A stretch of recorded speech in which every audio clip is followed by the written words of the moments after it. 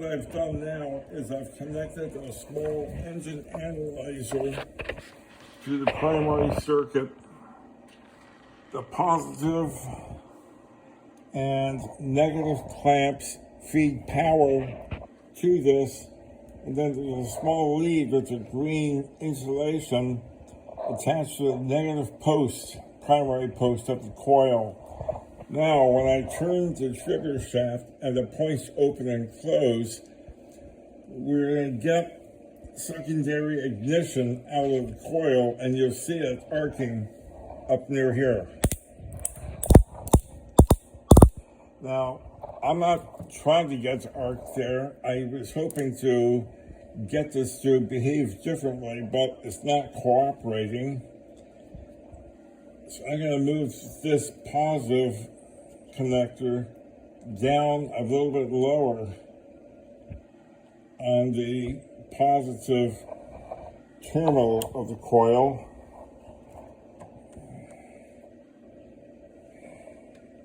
Or better yet, I'm going to try something else. I'm going to cut.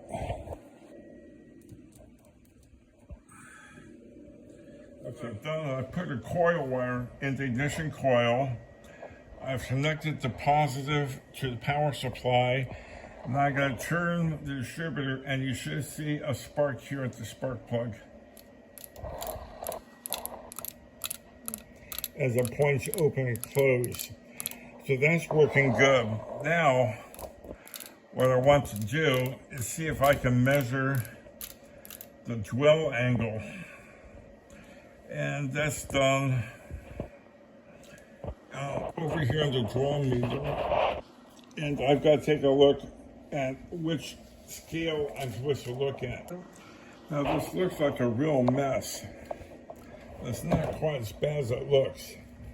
Positive power from the power supply, positive power feeding the meter, a trigger, which is on the negative primary terminal for the coil.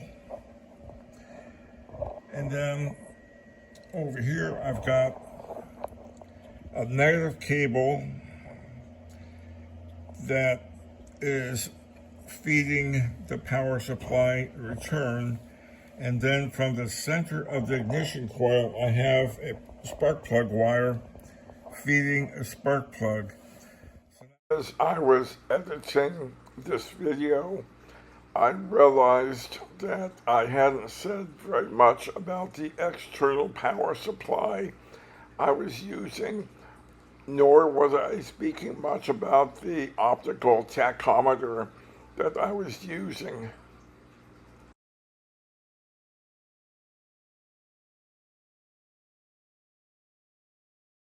In order to provide the power needed for the distributor, I opted to use an external power supply.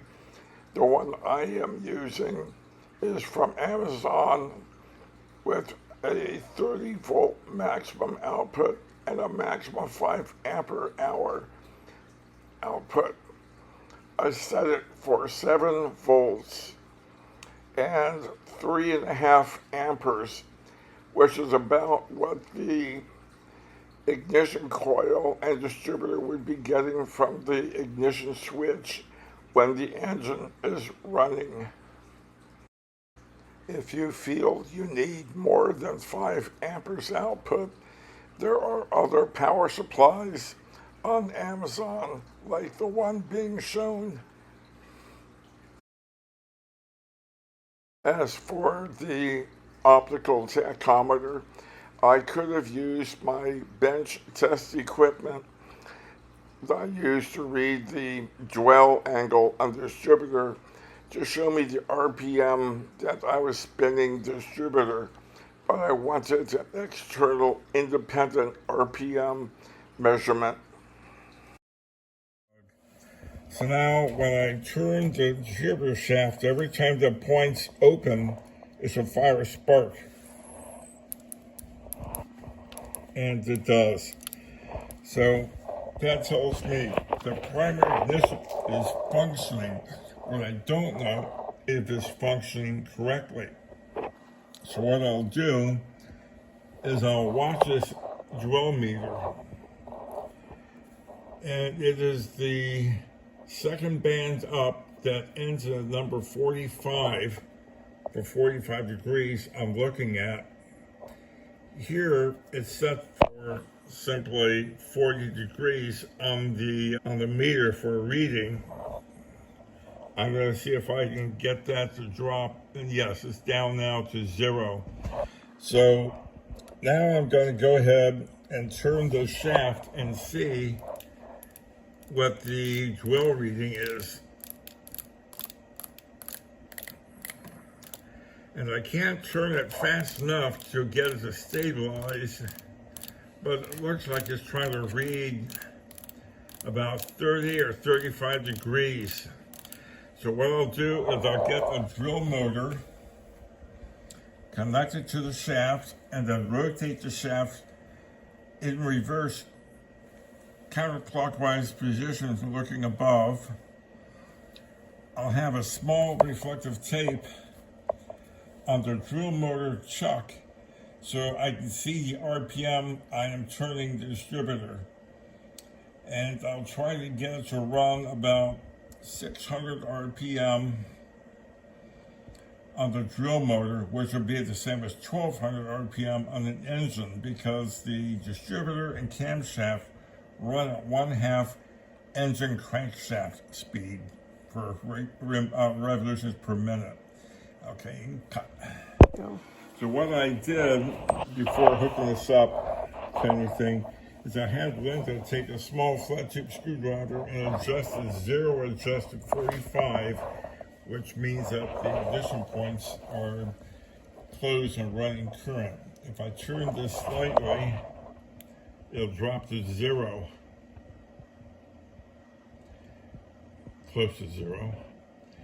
Turn some more and it closes again, and then so what I'm going to try to do is get the drill motor to spin this shaft fast enough to simulate between 6 and 1200 or so RPM and read the average, which would be the 12. And you can cut from it.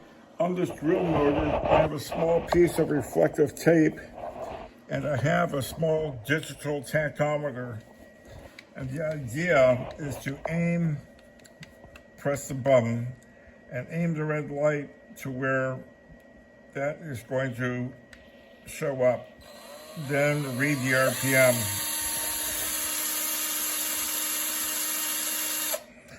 So that's 512 RPM, which for the engine would be 1024 RPM.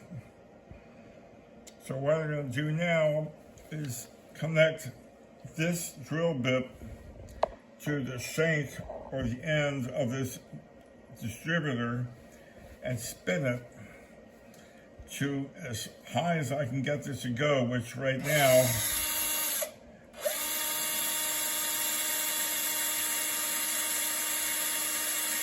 about 514, 512 RPM. I'm not going to bother trying to measure it while I was turning this. It will be a little slower because this will have a little drag, but it should still work. The problem I'm going to have is this hex piece here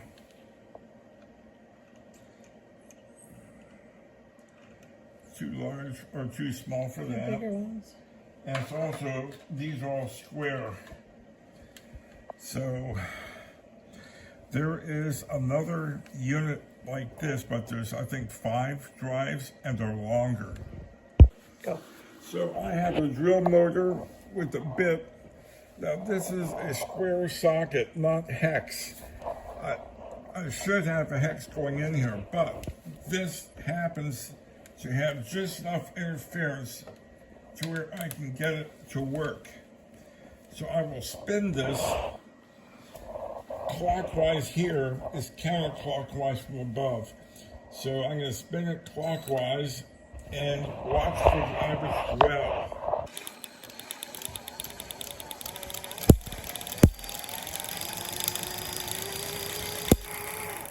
reached about 27.5 degrees. So I'll check specification and see if that is appropriate, but I think 28 to 32 degrees is correct. I'll find out. Meantime, are you still recording? Mm-hmm. Meantime, I'm going to spin this a bit more so you can see how often the spark plug fires. Oh, something came off. Okay. Yeah. Okay, so I'm turning slowly. You can see the arc firing at the spark plug tip. So that tells me that the primary ignition is working, as is my bench setup for ignition coil for secondary output. So now I'm going to go ahead and check on the dwell angle specifications and see if 27.5 degrees is close within spec or not. So I checked the specification for the dwell angle. It's supposed to be 24 to 29 degrees dwell. 27.5 is right in the middle there, so I'm good for that. But I don't know the condition of these ignition points. So I'm gonna go ahead and take a look the best I can at the surface of the contact points and see if there's any major pitting.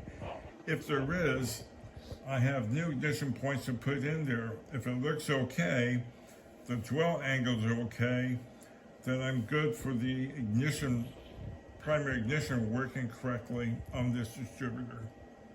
And